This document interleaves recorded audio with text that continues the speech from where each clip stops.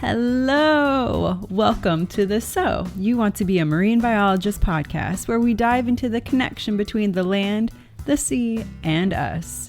Here, field stories reign supreme and life experiences are divulged. I'm your host, Kara Muzia. Let's dive into today's episode.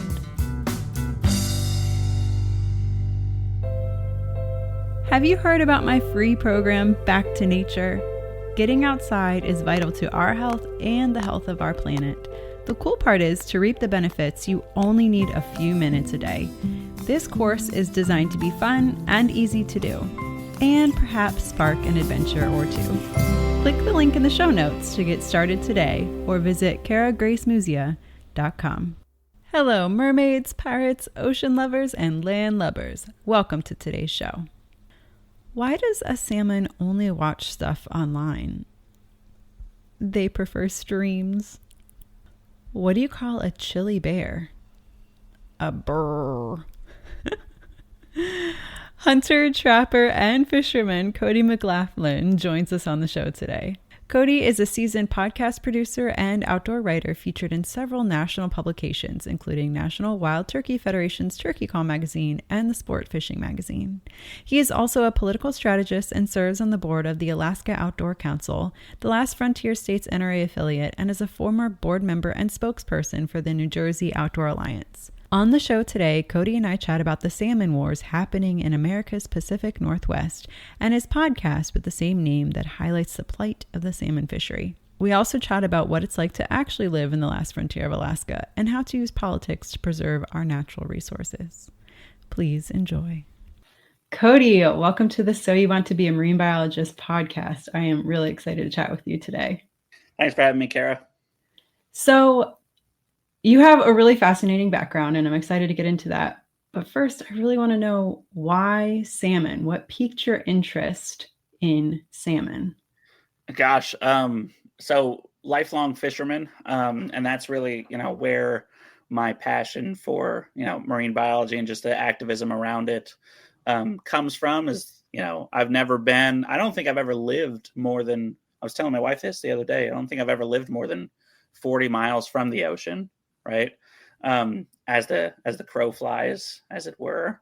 Mm-hmm. And so I've always had a huge respect and admiration for just the journey that anadromous fish species in particular go through. Mm-hmm. So, when I lived back east, I was a fan of shad, the founding fish. Read that book. That kind of kicked off my real love affair with anadromous fish. And then you've got the striped bass back east. And then, I read President's Salmon, which is actually here on my desk somewhere, which really, is a story about the fall of the Atlantic salmon, which is the sixth species of North American salmon. Made the move west for the first time in 2014. Fished for salmon a lot down in Oregon, Washington State. Got familiar with the issues down there. And then when I moved back to Alaska in 2020, which is, a marine biologist paradise, if you will, a lot of tremendous biodiversity up here of fish, especially. Started seeing some of the issues around salmon. My first year here, the old adage is that you could... and this is what everybody told me, is that you could have walked on the backs of the salmon across the rivers at certain points. And that's not the case right now up in Alaska. So I saw something wrong, decided to get involved, and here I am. Love that. I love that story. So I want to take 1 second to back up, and I don't know why I can't say this word. Anadromous fish are the ones, so they start in the rivers, they begin their life in the rivers, they go out to the ocean, and they come back, which is the life of the salmon. And I'm blanking on the term. What's the reverse? There is a term for that. Do you remember? Oh gosh, I don't remember. Okay. I will have to Google that one. Okay, that's all right. So the shad really kicked that off for you, and then witnessing everything back east. What really inspired a move to Alaska? That's a huge Huge jump. Yeah. So catadromous, by the way, I just Googled it. Thank you. Is the opposite of anadromous. So what made me decide to move to Alaska? I have always had kind of a love affair with moving west. Did it for a few years as a younger man. Early 20s, moved to Oregon, Washington, kicked around the West Coast for a little while. Moved down to Louisiana for a little while, then to DC, back home to New Jersey, and I said I was done. Didn't want to move around anymore. I was over it. And then COVID hit, and being on the East Coast was like, no matter what your politics are, put that aside for a second. Being on the East Coast during COVID was a horrible experience. It was, everything was shut down, no restaurants, no nothing. Like they didn't want you at the parks or anything. And so we leave Florida out of the East Coast when we talk about that. Yes, everywhere but Florida. But in the Northeast, especially, I mean, I ended up having a huge fight with the governor over the closure of state parks, and I was like, man, I don't think I'm going to survive if I can't go outside for a hike or, fishing or hunting or whatever. So started looking westward again. And then I said to myself, it's between Alaska and Wyoming. And then I found a great house at the end of the Aleutian chain in Alaska on Cold Bay, which all your listeners should Google Cold Bay and see how far away that is. And so I talked to my boss at the time, who was letting us all work remote. And I said, hey, the office is closed, so you can't force me to move to Indiana. I want to move west. I'm thinking about Alaska. I said, I found a house already. What do you think? And so I use this as a negotiation tactic, which now that I don't work there anymore, he can't be too mad at me. So I sent him this house, end of the Aleutian chain. He looked at it on a map. He said, hell no. You have to be able to fly out of there to go to meetings and whatnot. He says, listen, an hour from an international airport, and I don't have a problem with it, which leaves me with Fairbanks or Wasilla, right? So I said, sure, that's fine with me. Like, no islands, but I can live in Alaska. I'm like, deal. So I got a realtor to FaceTime walk me through a bunch of houses, found a great house here in Wasilla. And yeah, that's how I moved to Alaska. That's impressive. That had to have been a huge change from the East Coast. Culture shock for sure. I mean, but also like I loved it because I totally rediscovered my love of the outdoors. And I've never not been an outdoorsy person, but you're so used to everything from the sounds the birds make in the spring and I know that a red-winged blackbird's gonna, or like mourning doves were like my all-time like sign of spring. Like I knew the shad were coming when I started hearing mourning doves. Within a couple of weeks, I knew I'd be on the river fishing shad. Totally changed because different birds, different migratory species, different fish, different different plants, all of that stuff, and I had to it was all alien to me, and I had to completely rediscover all of that stuff, which was a lot of fun. Yeah, it's an opportunity to be a kid again. And I love that you already had that connection, right? Like you hear a certain bird song and you know that you'll be fishing for certain fish soon, right? Like that's something that the people who lived there eons ago did as well. So you were carrying on that same thought process. I always remember, I'd be on the back porch of my great grandmother's house with my grandfather. And early April hits or like late March, like right after my birthday, you'd start hearing the mourning doves. And then I'm like, I know like a couple weeks from now, I'm going to be fishing for shad on the Delaware, which has been a tremendous conservation success story, actually. The Delaware River. Yeah. I mean, the entirety of that watershed has done really well for shad in recent decades. And that's from, a cratering that happened at the turn of the century because of, damming. And I mean, it's the same across all anadromous fish species.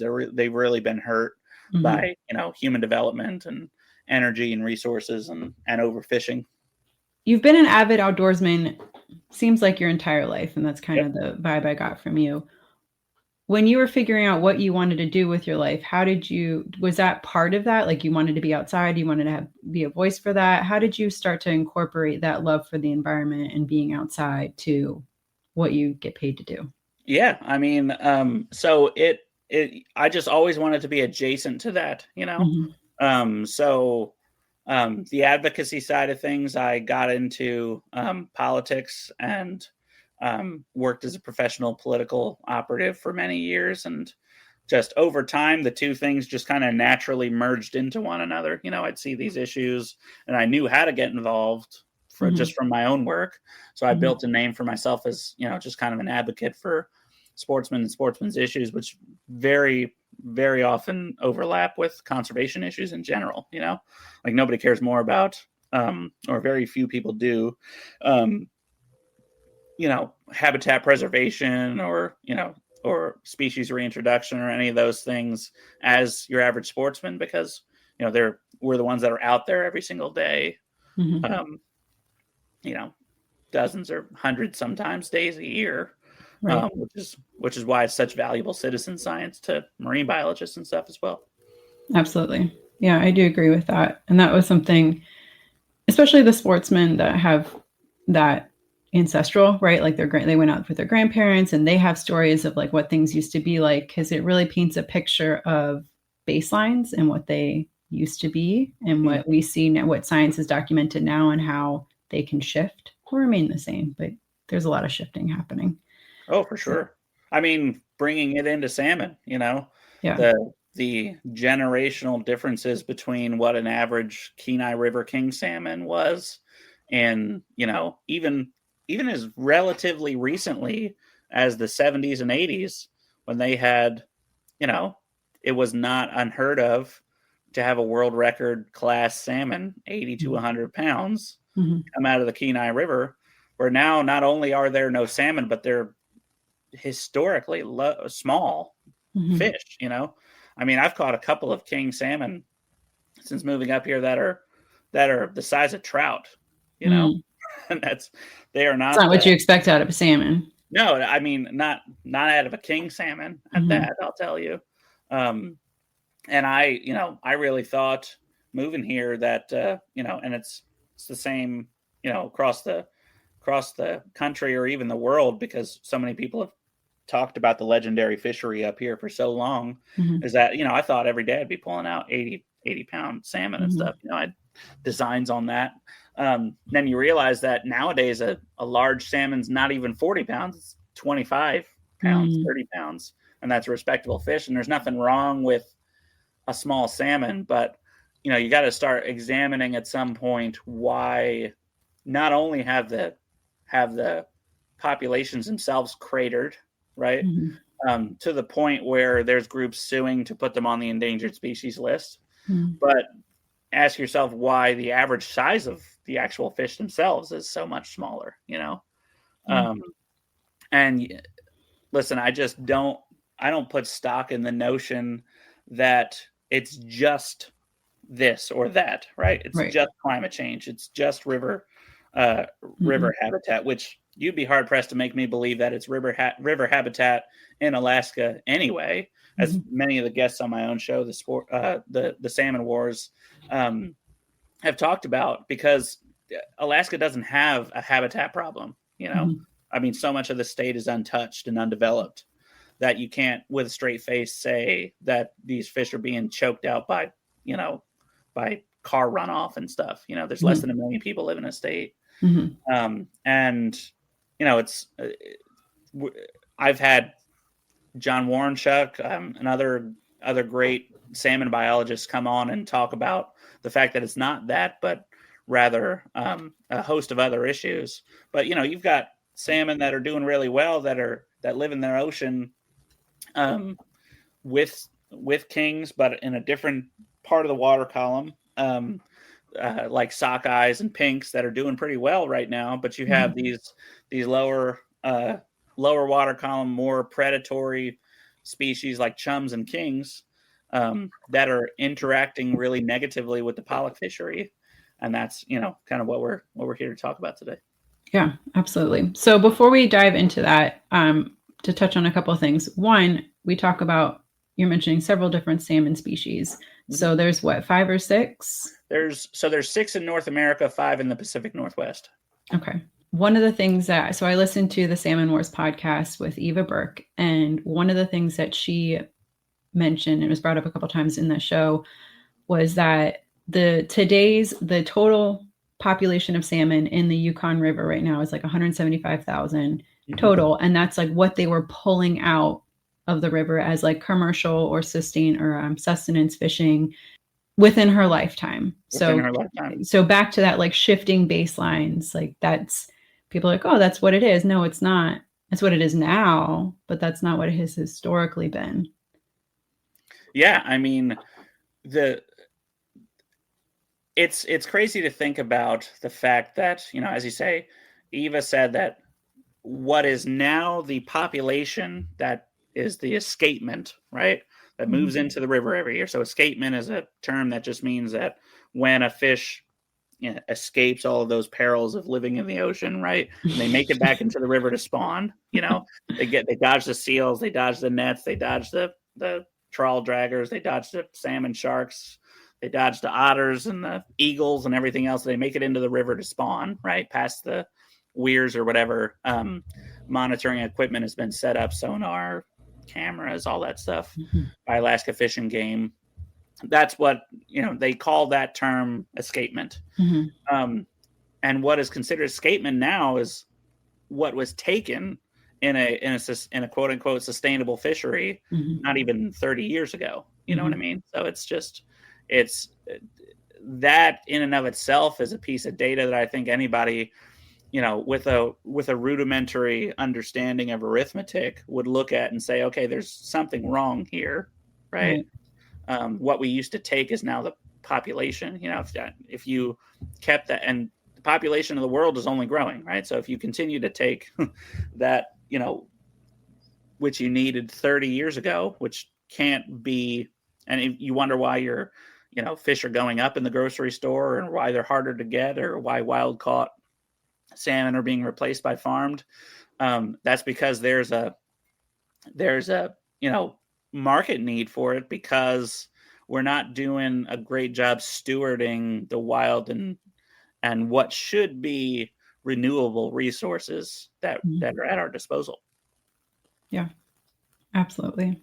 In your Salmon Wars, this is what you talk about in this podcast series. So what were some of the main points that were brought up that the salmons are facing? What is the cause? Yeah. There's never just one.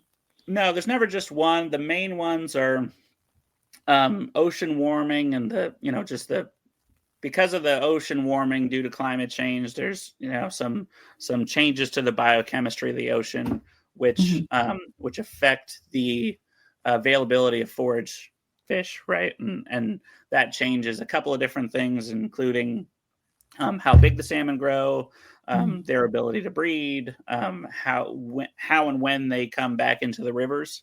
But really, one of the overarching themes that we've heard in the conversations that I've had is the effect of what we'll call non-discriminate take and overfishing, essentially, by the pollock fishery or the ground fishery.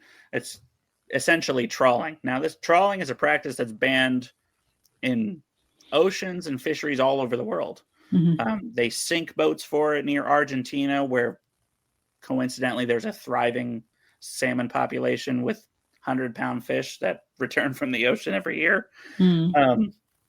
So, people are saying that the next world record is going to come out of Argentina, and I can't help but think that there might be something to do with that in a much warmer part of the world than Alaska.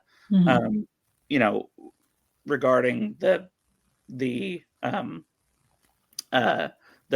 lack of presence of trawl. But, so how does trawling affect it? So trawling, just, quickly, is a method of commercial fishing, usually focused on bottom fish, right? So your pollock, your, these are the fish that make up your fish sticks, your surimi, your fake crab or whatever they call it, right? Okay. And McDonald's fish fillet sandwiches, that sort of thing. So they take these fish, they process them into paste, and then they essentially there are fish that's like 13 cents a pound for flesh, but they make it up on volume because they're taking millions of pounds of this out of the ocean every year. Now that's a foundational. There's a couple of problems with that. Number one, it's a foundational aspect of the food web in the Bering Sea, right? So everything eats pollock, right? Especially small pollock. So not only the whales, but the salmon and the sharks, and all the way up and down the ecosystem. You've got halibut feast on them, the flounders, all of them. So there's that. There's also the fact that going back to what I said about the fact that they need to make up for the low price of the fish and the low quality of the fish with tremendous volume. So they drag these giant nets the size of a football field, right, across the ocean floor, and drag up indiscriminately, right? So they're 13 whales, I believe, in the last year, killer whales, have been taken in trawl nets and killed, right? You're talking about 4 million starfish, tens of millions of pounds of coral, hundreds of thousands of salmon. The list goes on, right? Millions of pounds of halibut. When did this start? Do you know? It's always been a part of the fishery. Well, I shouldn't say always, but probably sometime in the 80s to 90s. It's really kicked off because pollock, became a tremendously profitable fishery for domestic manufacturers like U.S. Like American Seafoods and U.S. Seafoods and all those guys. But it creates a couple problems. So number one is the indiscriminate take. So anything that normally feasts on pollock, right, is getting caught up because fish are not in neat little rows in the ocean like it looks like on sonar, right? Like there could be 3 salmon that are all chasing a pollock, or 50 pollock that are being chased by 10 salmon, right? And a shark and everything else. It's just all of these fish live together in an interconnected ecosystem. So not only do you scoop them up accidentally, but the processing itself on board, which throws the guts and the offal and all of that stuff back into the ocean, has actually changed the salmon's diet and many of the other species that are being swept up in these nets. And scientists are saying that the offal and the guts from the very production of the trawl fishery itself is attracting large predatory fish to follow the boats, so that they are then picked up by the nets in bigger numbers. And that's why you have these tremendous, the average is thousands of pounds a day of wasted fish. But really the reason that is because huge schools of salmon, like off of Kodiak this year, I believe 10,000 fish were swept up in one day and wasted as bycatch, right? Which brings me to my final point about why trawl is such an egregious aspect of this. We've talked a little bit about the volume and how much fish have been caught, orcas and dolphins and porpoises and seals and all that stuff. But the real damning part of it, at least as far as the fish themselves are concerned, if you ask me, is what happens to them, right?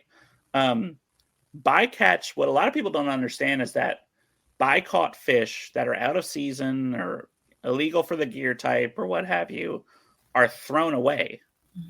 So you're seeing millions of pounds of fish tossed. I mean, and there's videos online of them being shoveled over the side with snow shovels, dead, back into the water to be picked apart by, whatever, right? Whatever's following the boat. Yeah, whatever's following the boat.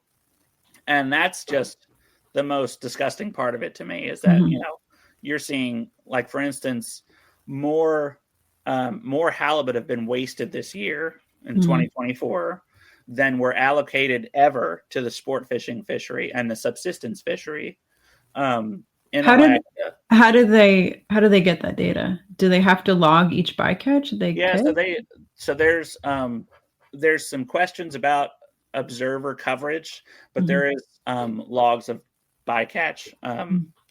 So in certain fisheries, there are some there's stronger observer coverage than others. Okay. But yeah, that's, it's reported to NOAA. Okay. It's a lot. And, it's funny. Whenever I picture these trawl nets, one of the first ways they were described to me was like they're big enough for an airplane to fit through. And so, a football field, like people can kind of, okay, that's a big net, but like literally an airplane. Yeah. Like a commercial airline can fit in this. And this is what's sweeping through the ocean.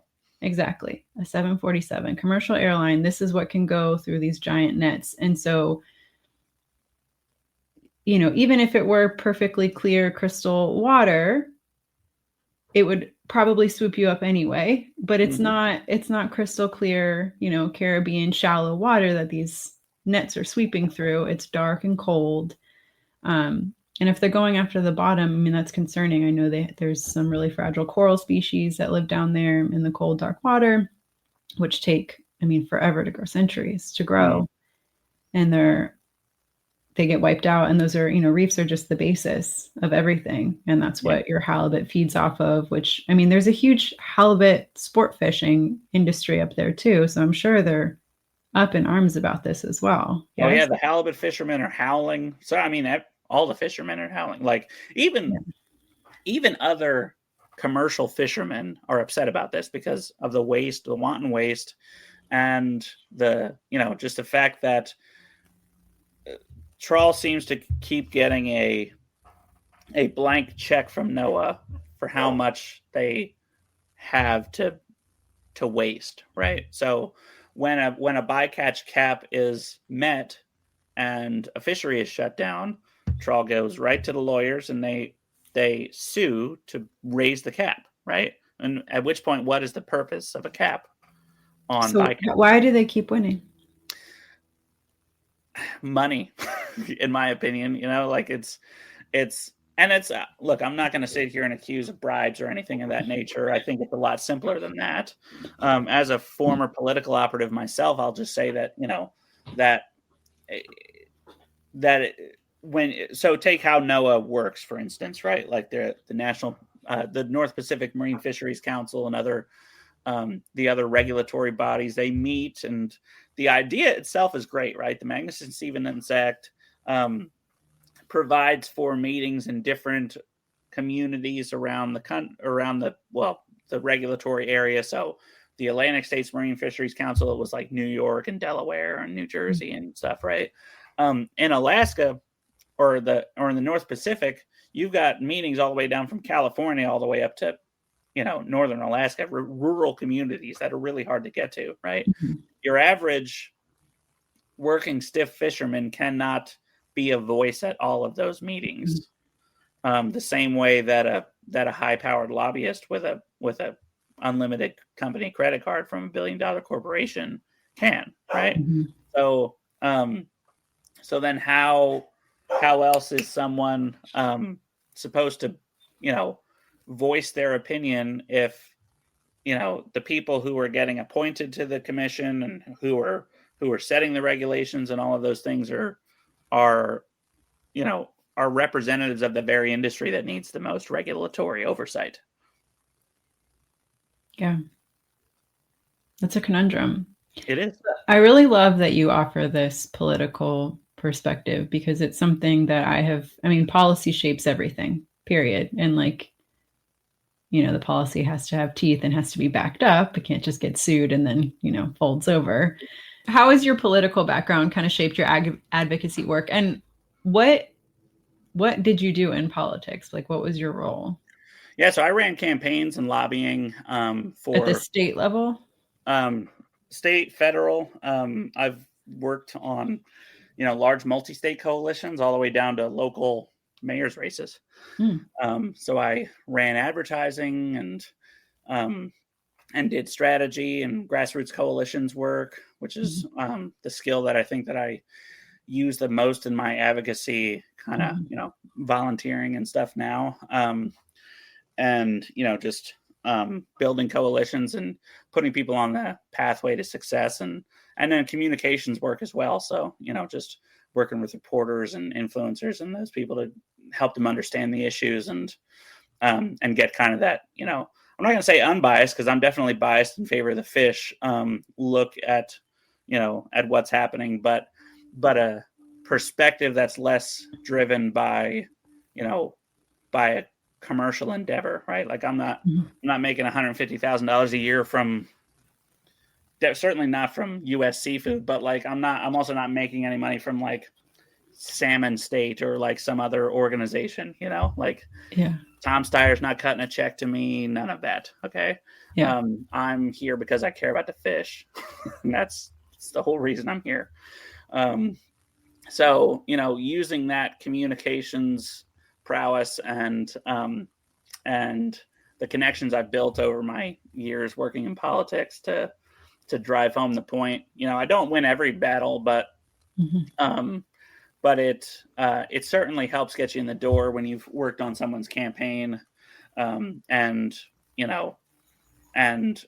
they've been hearing from a lot of like well-meaning but probably overzealous advocates and activists, because in today's world, that vitriol isn't met with the fear that a lot of people think that it is. It's usually met with a lot of scorn from office staff, right? So like the ability to pick up a phone and have respectful dialogue with somebody who may not like, there's a lot of Congress people on the West Coast that I've worked with in some capacity that, I'm able to call and say, hey, I'm diametrically opposed to you on this issue, but they know that while I may come at them with both barrels from a calm standpoint over it, that I'm not going to like, it's not in bad faith, because that's something that more and more politicians like have to contend with, is just constant like barrages of, this person's threatening to cancel them and that person's threatening to cancel them. I was talking to Nick Begich before he was elected here in Alaska, and he was just talking about, he's like, what role is he in? As the lone congressional representative in Alaska. He just got elected. Okay. And so from both ends, right? He got a lot of flack from, or I wouldn't say flack, more like strong encouragement from constituents in the state that care about this issue, because this is probably the number one issue in Alaska right now, politically speaking, is fish, which is, you love to see it. Yes, absolutely. But so he's getting that, thousands of messages just all the time about it. But he also turns around and gets threats from the trawl lobby. We're gonna fund ads that have nothing to do with trawling, that are just going to make you look bad because we want you to lose, and that's really the power of a lobby. And just as somebody who was, who practiced those dark arts, if you will, for many years, I understand how that works. And just, I felt like my job was to try to get across that, a lot of that stuff is, those empty threats are going to come, through back channels from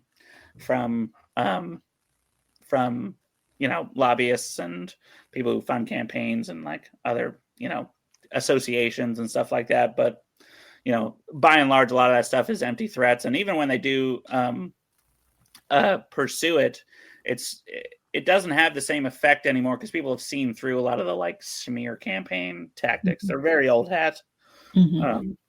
So, yeah, I would agree with that. I personally, if there's a smear campaign, it makes me look at the person who's doing the smearing rather than the person who it's meant to target.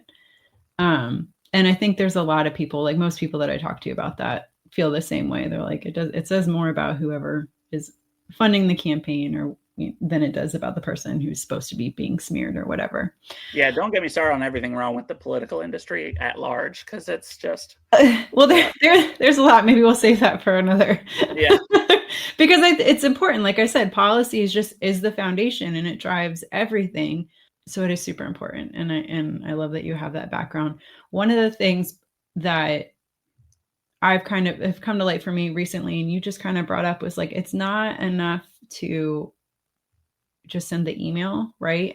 And we should say that all dialogue should be respectful, even if you just, like, whoever it is, if you disagree with them, you can disagree civilly and have a conversation, and it doesn't have to be like very, like, what was the word you use? Vitriol. It doesn't have to be explosive. It doesn't have to be toxic. That's, we need to be able to have dialogues. So anyway, one of the things that I learned recently was the email is great, but like, we all have these inboxes that are clogged, and politicians are no different. The phone call is actually more powerful. Is that what you found as well? Yeah, the phone call or the in-person meeting have been, the most successful, in my opinion, with regard to, if you're trying to be a change agent, right? Mm-hmm. Like, yeah, you can get on the Zoom call, or you can send an email or what have you, but but the direct communication, showing up to the office or contacting somebody, even somebody's, because a lot of people think that, oh, I'm just talking to their grassroots director, this isn't getting back to them. And I promise you, as somebody who's a former staffer who aggregated that sort of feedback to elected officials, that it does, in point of fact, get back to them. Especially the more eloquent and more personable and more passionate you are, and especially knowledgeable, right? So, like, policymakers in the U.S. Are not bought off the way people think they are. It's always bothered me about that. That perception of the industry is everybody thinks that just somebody shows up with a checkbook and, like, and then somebody goes home a millionaire. If they are bought off, it is simply that, somebody's raising money, and these trade organizations or groups or what have you, or PACs, raise money from, a sector of the industry, or sector of industry, and donate it to campaigns so that the person can be elected, right? Which in actuality, like, in my opinion, I don't see anything wrong with that, with some asterisks, right? It is, it's because those are people too. I'll be the first to say that the guys at US Seafood and whatnot are people too, and, like, they have goals, right? The problem is that voice can't drown out the average person, and certainly not if they're orders of magnitude removed geographically from where the effect is taking place, right? So, like, US Seafood, why aren't they trawling off the coast of Seattle where they're based, right? They're not doing that. They're sending boats and 80% of their workers up from other states or even other countries to work these boats in the Bering Sea. That is because they've already swept through all those other places. Trawling is banned in several other fisheries, especially here domestically, and especially abroad. And so instead, they're going to the only remaining fishery. And once the Bering Sea is done, they'll be moving on up to the Arctic Ocean, like sending people up to the North Slope borough with boats and stuff, and doing the same thing up there. And so that's why, I feel like, local, not just indigenous, but, certainly indigenous, but not just indigenous, local, voices that have an interest in the local economy, should be, better represented in these conversations. And, I'm glad to know that, because elections have consequences, right? So, like, Nick Begich's election, in my opinion, was a boon to conservationists in the state who care about salmon, because, Trawl tried to make an example out of him, spent, tens of thousands, hundreds of thousands of dollars trying to smear him. And the fact that he pulled it out anyway, I think, spoke to the fact that he took up an issue and was like, okay, I hear you guys. You guys are all really mad about this. Like, I'm not going to use this as a fundraising tool and just beg you for money from it. Like, I'm going to make this a central part of my policy initiative and move on from there. So I have tremendous respect for Nick from that. Yeah. I love that. I love that there's politicians like that. There's a few good ones. I have kept tabs on a few of them. I spent 10 years in politics, and they are few and far between. I'll be the first to admit. But they are there. They do exist. Yeah, they're out there. We just have to get more of those people to run, and you have to throw your support behind those people. Like, you got to do your research, and that's something that more activists need to do, because they just look at the a lot of people are armchair activists who just look at the letter next to somebody's name or what party they're in or this or that, some other blanket qualifier, and don't realize that doesn't matter on anything but the most surface level issues, right? Like, you can be pretty sure that most Republicans are going to be pro-gun or anti-taxes or something like that, and vice versa, right? But if you're a person who cares about a niche issue like fisheries, right? You don't know by looking at the party where someone sits on this, and you can really shoot yourself in the foot by helping elect a leader that's diametrically opposed to your interests there, by being small-minded or short-sighted about that. Yeah, that's a really good point. So you were in politics for 10 years. Like, was it just a gradual, like, okay, I'm going to slowly start doing something else? Like, what did that transition look like? Because transitions are challenging. Yeah, the industry changed, and I didn't want to be a part of it anymore. So working in and around ads, and look, everybody who knows me in politics is going to say I've become a crybaby or something about this, and that's fine. But like, I gotta say, like, the conversation shifted in America largely in part because political operatives, guilty, have poisoned the well on how we talk to one another, right? We made it really cool to be super edgy and like vitriolic in response to everything. And instead of a respectful dialogue where an angry person comes to you and says, I have an issue with a policy of yours that's destroying my life, now it's commonplace for a sitting US president to say that people are garbage people for not voting for them, right? Or just calling people stupid or calling people names or it became so commonplace because of the constant hair on fire messaging from people in what was my profession. So I got really jaded about it. You write enough of those talking points and stuff like that, and you start to realize, like, when you hear them out in the wild, that like, wow, I'm directly contributing to these issues. Because I can't tell you how many times I heard, someone spit back at me a talking point that I wrote, just drinking coffee in my office, and that's true. That's a true story. I've heard people like spit back almost verbatim, like a line that I wrote. What was it that you were like, wait, I didn't want that? About the low carbon fuel standard one time in a bar in Portland, which is a campaign that I worked on. Somebody like spit back verbatim. I was just being a devil's advocate, like listening and, talking to somebody over beers, just guy I didn't know. And he spit back a talking point that I had written a couple weeks prior. And I remembered, like, I still picture it in my head, just the, like, I can see the logo and the, like, and the just the formatting of the document. And I was like, I like shuddered and was like, I can't talk about this with you anymore. Like, this is, it's more common than you think. No, I believe it. Yeah. A lot of this stuff gets repeated over and over and over and over and over again. We've become such a, like, society of, like, where, like, we're given this information from these overwhelming amount of sources, and then we just spit it back out in comment sections and memes and all that stuff, Right.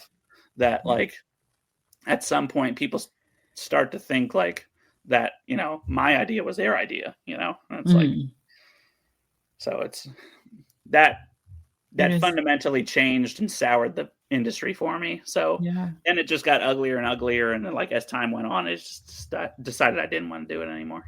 So how did you start taking those steps to change? So I started getting more into wildlife conservation, and trying to volunteering places or Yep. Okay. Yep. And then taking on these issues because, there was just a natural fit. Right. Yeah. But also, I started, just doing more, using my skills and stuff for other more positive stories. Right. So like, as much as it's an ugly, like, huge issue that's, I think, really negatively impacting the conservation in the state of Alaska, I still consider Salmon Wars to be a good story because it's not just a vitriolic, like, bickering about, destroying America, blah, blah, blah, blah, blah. Right. Like it's, we're talking like, it's something of substance that something can be done about. Exactly. And like some people that care enough can make some change. Yeah. Like, I feel like I'm complaining about some numbers on this side of the sheet and somebody else is complaining about numbers on this side of the sheet. And I ultimately believe that there is a real solution here. Yeah. So I'm actually really proud of being a part of this conversation. Whereas, like, I didn't always feel that, over time. And then I started doing other stuff as well, just my media production chops. I produce podcasts and other stuff. And that's, kind of where I got the idea from Salmon Wars. I just didn't see a whole lot of like addressing of the issue in podcasting, which is hugely exploding as a, form of entertainment and as a form of news gathering for people. Mm-hmm. So I decided to, launch Salmon Wars, which is a limited run investigative series that just speaks to people who are affected by the cratering salmon runs here in Alaska, and just, ask them pointed questions about their involvement and what they've seen generationally and over the years. And so we've talked to tackle shop owners and like people who kind of work in and around the salmon industry here in Alaska. We've talked to former trawlers. We've talked to commercial fishermen. We've talked to reporters who've covered it over the years. We've talked to natives who were affected by it. Because, I mean, as you said earlier, the Yukon River is kind of a nexus point of that issue here in Alaska. And we've talked to sport fishermen. We've talked to kind of everyday people. And I've had a lot of really eye-opening, interesting conversations. And what I've just tried to do is distill down all of the information, because there's tons of it.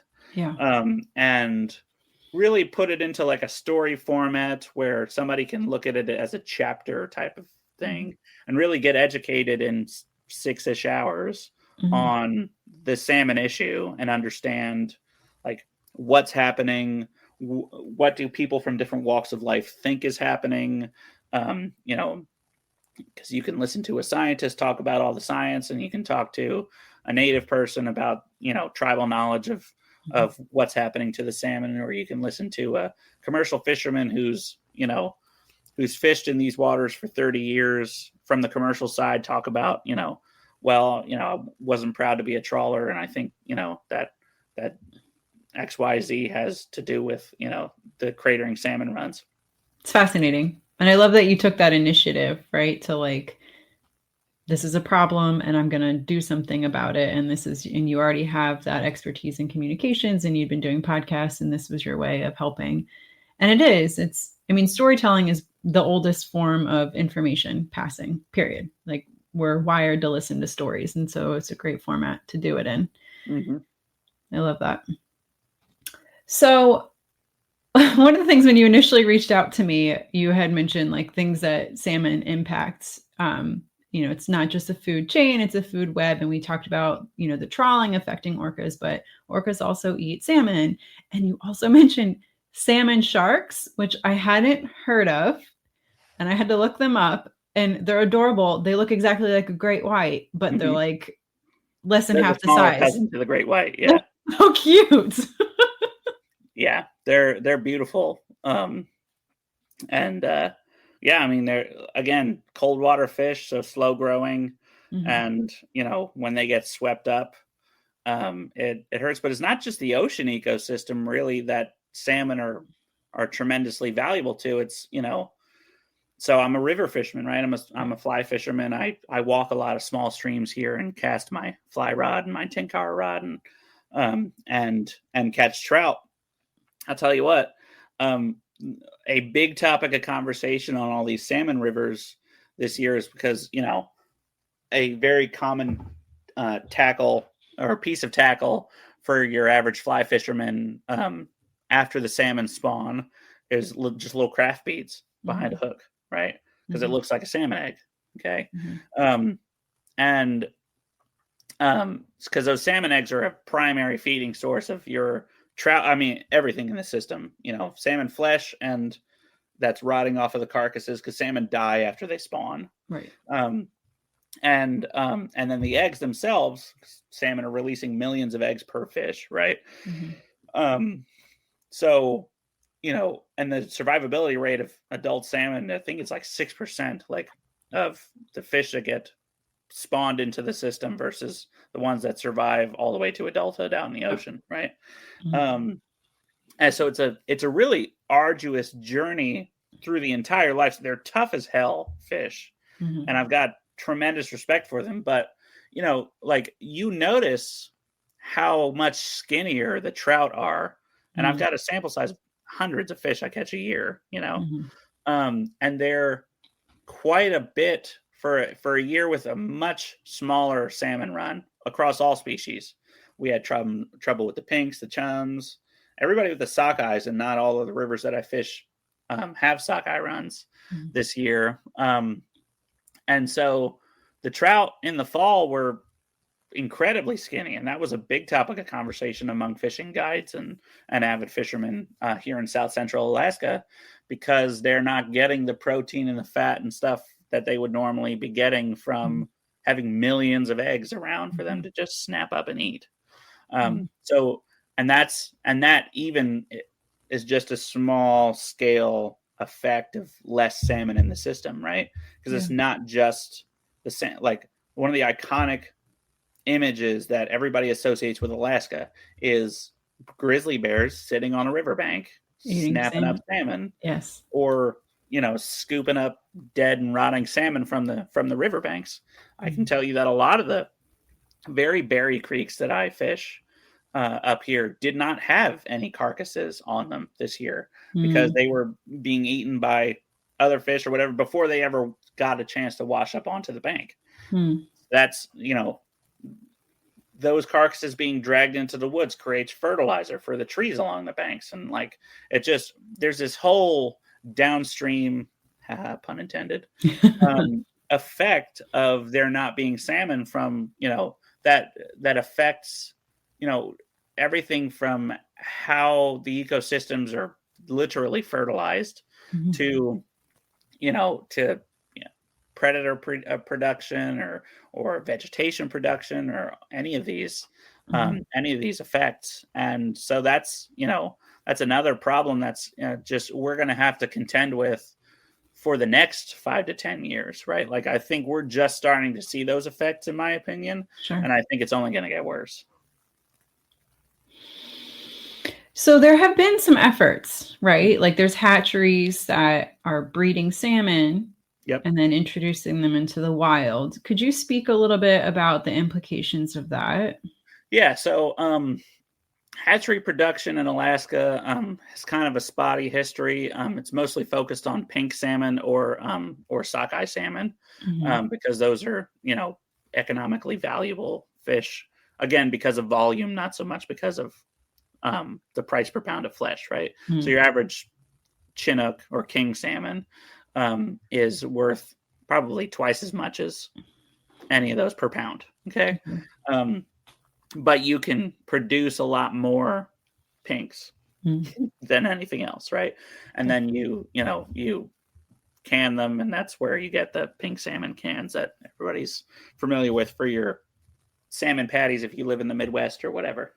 So hatcheries have been, both a boon and a bust because of a couple of reasons. Number one is that there doesn't seem to be a whole lot of control of the biomass that they're putting back into the system, right? So just like too few salmon is terrible for the system, too many is also an issue, right? So like the competition for resources and stuff, because salmon tend to fight when they're breeding and when they're even crushing each other's eggs and stuff like that. So your earlier fish, like your kings, are most vulnerable to that because don't they know they're endangered? I don't understand. Can't somebody tell them? Yeah, put a sign on the river.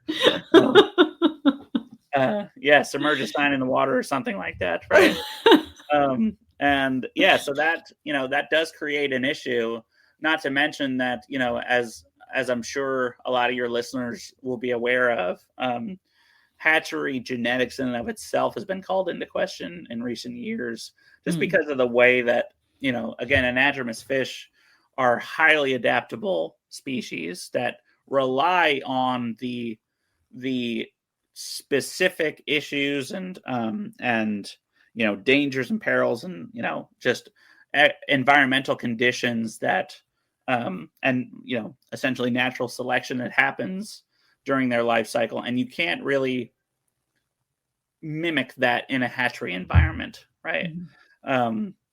So it really does fundamentally change what the fish is, right? So that's in the short term, a lot of people will think to themselves, hey, it's that more, if I dump more fish in the river, there will be more fish in the river. And that's not, necessarily always how it works. Yeah.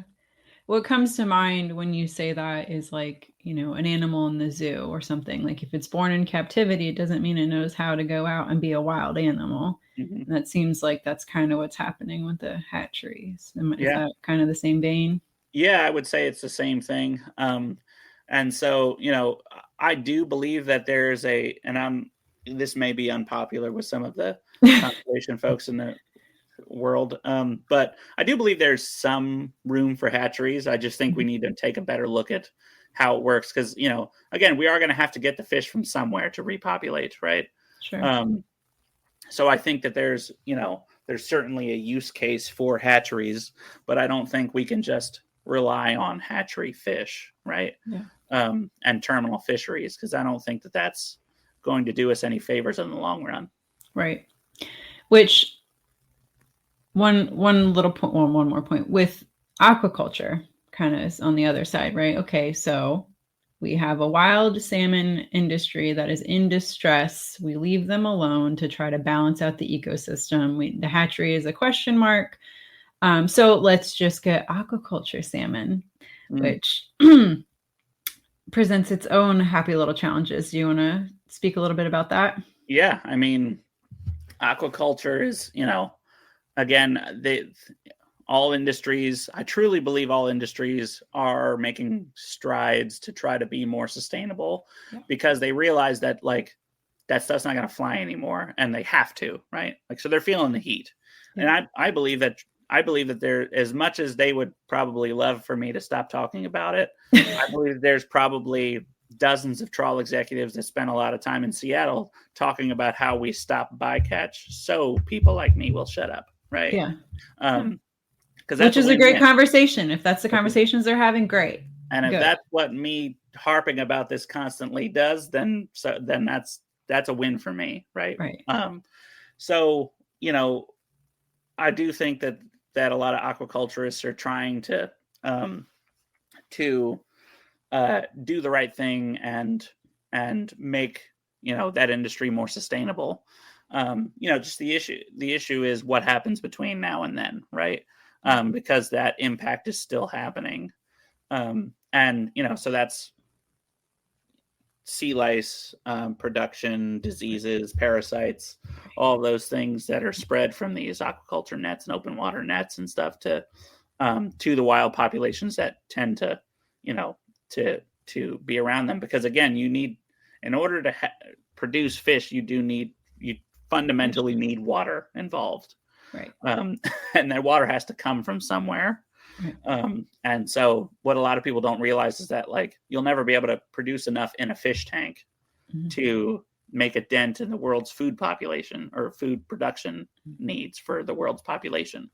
So that's kind of the interesting pickle we find ourselves in, is that we need to produce food, but we also need to make sure that we're not fundamentally hamstringing the production of species for the long term, right? And that's something that seafood in particular has long struggled with, in my opinion. And the world populations only grow. So whereas in the 80s, a lot of people probably don't remember these issues because it wasn't as big of an issue, right? But everything from dog food to fertilizer to on down is made from fish oil pills, are all made from fish, right? So it's really important that we get a handle on this now and stop waiting until the horses left the barn in order to close the barn door. Yeah. And that's we need to have a sustainability first mindset for all of our aquatic resources, or else they're not going to be there, because you can't slow down the bus fast enough to stop it from hitting a salmon head on, in my opinion, or any of these fish, right? Whether it's bunker on the East Coast or flounder or what have you. And it's easy to say it's the sport fishermen because, we post pictures of ourselves on social media with these fish or whatever. But like the simple fact of the matter is that we don't take enough. We're not even allocated enough to make a dent, let alone, taking enough from these fish. Like 80-90% of these fisheries are allocated to commercial. And, I think it's pretty damning that fisheries in federal waters are not even regulated by scientists. They're regulated by the Commerce Department of the United States, which is, I think, one of the big things that has to change. So I'd like an update. I'd like to see ultimately an update to the Magnuson-Stevens Act that puts fisheries, management and regulation into the hands of scientists that are insulated from all the politics and stuff. Very similar to how we do it in states and freshwater and stuff like that. This has been very enlightening. Thank you. I think it's a really good point, though. Like we have, we all have our DNRs and we have FWC in Florida. Like the state has its own agency of scientists that are insulated from the politics, not the Department of Commerce. Yeah, exactly. Running the fishery. Well, because then it's treated like a commodity. It is. Yeah. And in their defense, fish is a commodity, right? But like, it doesn't become a commodity without living an entire life first, right? So like, I'm not advocating that we stop eating fish or anything of that nature, or that you stop buying fish, right? You should be buying fish from sustainable, fisheries. Yeah. What you shouldn't be doing, in my opinion, and this goes to, just calls to action, right? I have two. Number one, check out Stop Alaskan Trawler Bycatch on Facebook. It's a group. There's, I think, 40,000 members at this point. And we, post information, numbers and the math behind all of the claims that I've made here so you can do more research there. It's run by a great guy named David Bays. The other thing I would encourage people to do is just like, if you want to make an impact today, stop eating imitation crab, McDonald's fish fillet sandwiches, fish sticks, all of that stuff. Anything with surimi or like pollock in it. Because until the pollock fishery changes tactics, I just don't think it's as sustainable as they've tried to market themselves to be. Yeah. Those are really great points. And seems pretty easy to do. At the end of each episode, I like to have a series of questions.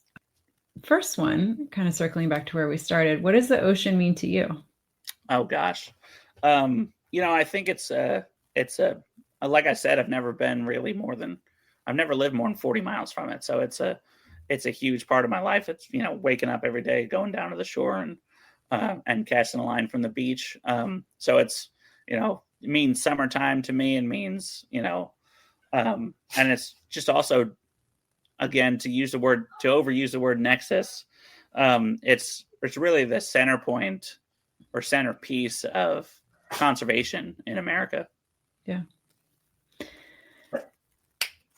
If you could have a blank check, an unlimited amount of money for any project or projects up to 3, what would you use it for, and how would you allocate the funds? So I would fund a show-stopping public affairs effort to change the way that the Magnuson-Stevens Act is written. I think that would do a lot to fix these issues. And then the next 2, I would focus on a couple things. Number 1 is just habitat restoration of the ocean floor here in Alaska, because I think that that's, while not presenting as a primary proximate issue right now, I feel like the damage that's been done to corals on the seafloor here in these slow growing kind of cold climates have been an issue. And then I would probably, I think those are the 2 big ones for me, Yeah, those are good. So back to the Magnuson-Stevens Act. Is it just getting it into the hands of scientists and out of the Department of Commerce? Is there anything else that you would do? Yeah, I would probably consider putting what are now considered federal waters, 3 to 100 miles offshore, into the hands of states as well. And then changing the way NOAA is funded. Obviously, I'd want that out of Commerce Department. I'd probably put that on Interior. And then a couple other tweaks as well. I haven't finished my whole long, Haven't finished that campaign yet. No, not yet. But those are the big ones for me. I think there's some definite changes. And I also don't think that all good ideas happen in a vacuum, right? So like, I think that there's definitely a legitimate conversation to be had about like, okay, the Magnuson-Stevens Act, where did it start? How did it, how do we improve it for the next generation and bring it in line with the stated goals of it? Yeah. It's a really good point. Thank you. Thank you. What is your favorite field story or stories to tell? And this could be like just an amazing day out, sport fishing, fly fishing, whatever, or it could be a day where things happened and it just makes a really good story now. Gosh, I've got lots of great fishing stories. So, I think the coolest one for me though, is, it's my first year here in Alaska, and I was really just kind of getting my feet wet. Again, forgive the pun. I'm a dad now.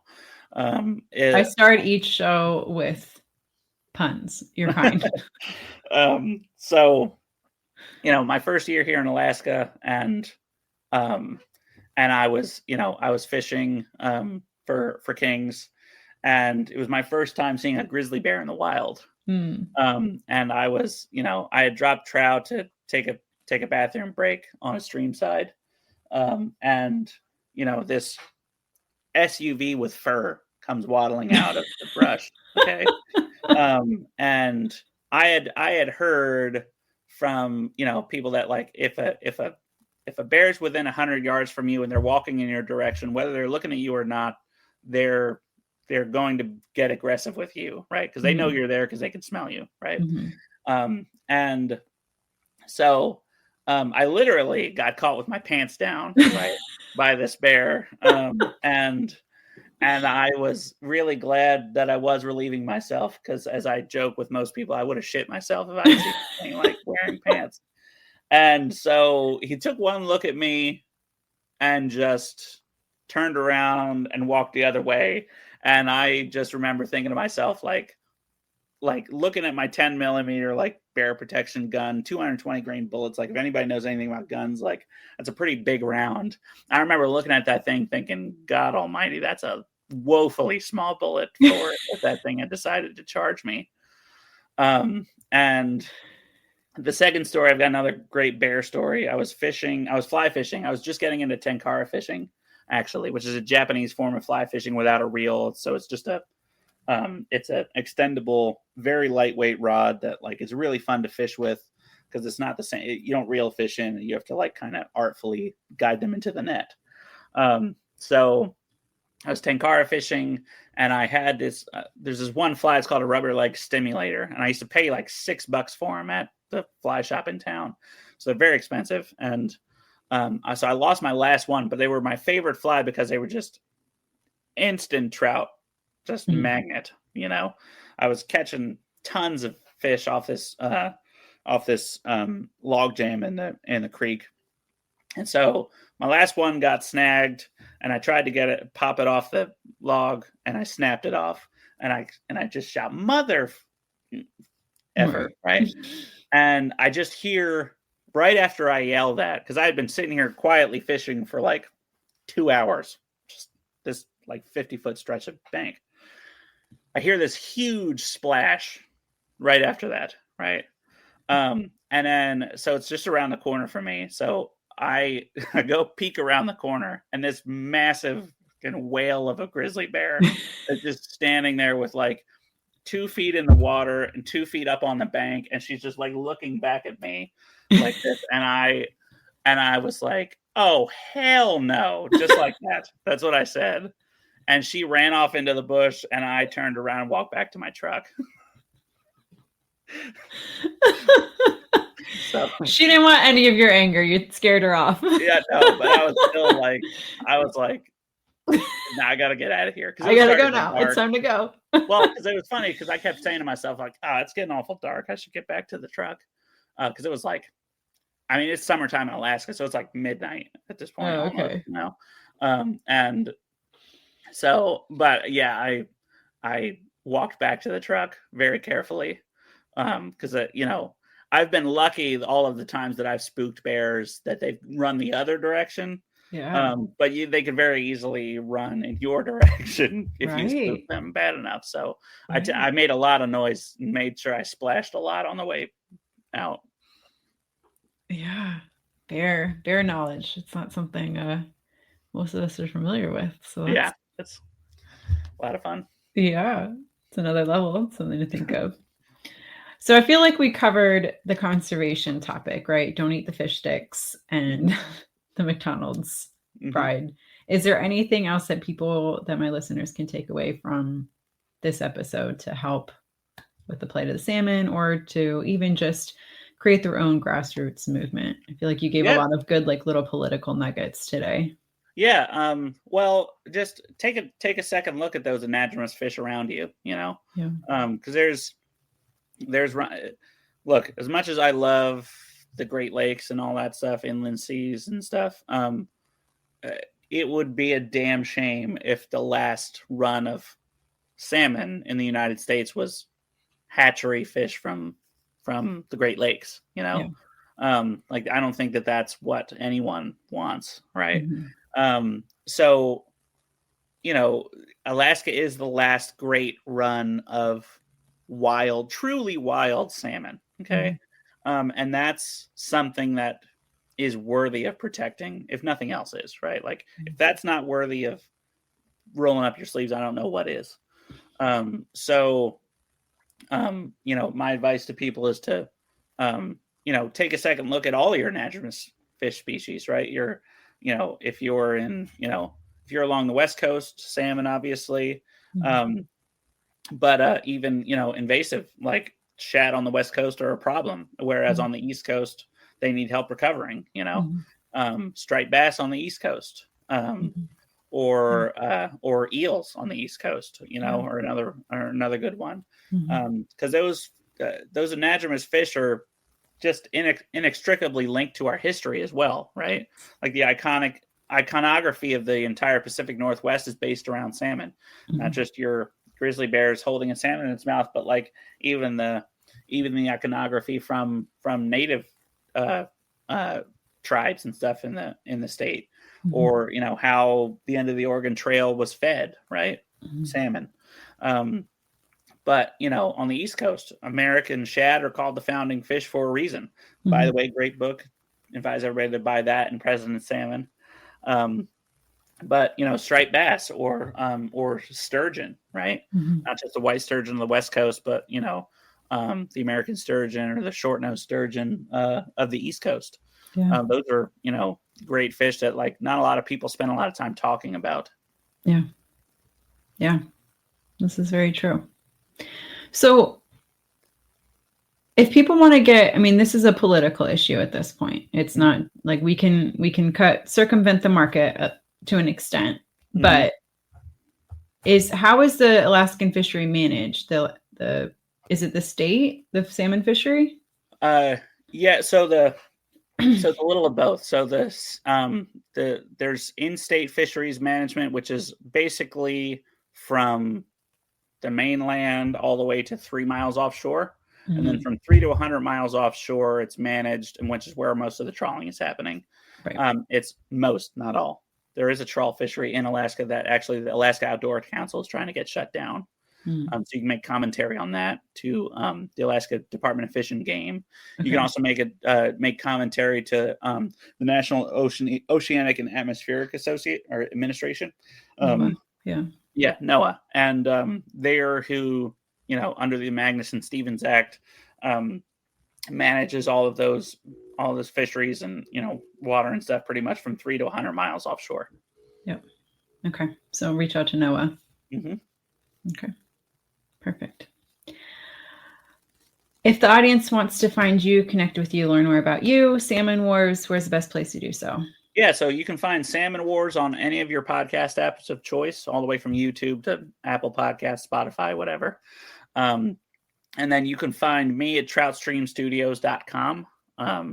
That's my podcast production website. But if you need to get in touch with me, it's just an easy way to look me up from a what I would think would be an easily recognizable website. And then you can find me on Instagram at McLaughlin1969 or on Twitter at McLaughlin19. Perfect. Well, thank you so much for being on the show today. I really enjoyed chatting with you. Thank you, Kara.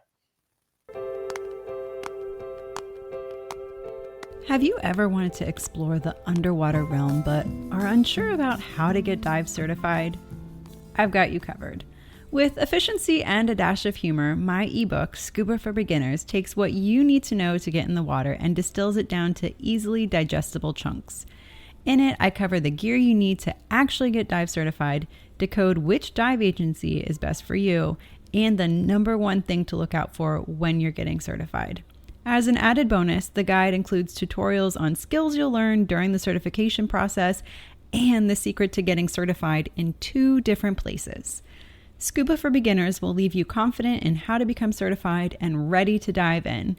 Scuba for Beginners is available on Amazon, Barnes & Noble, and my website, karagracemusea.com. Just click the link in the show notes and get started today.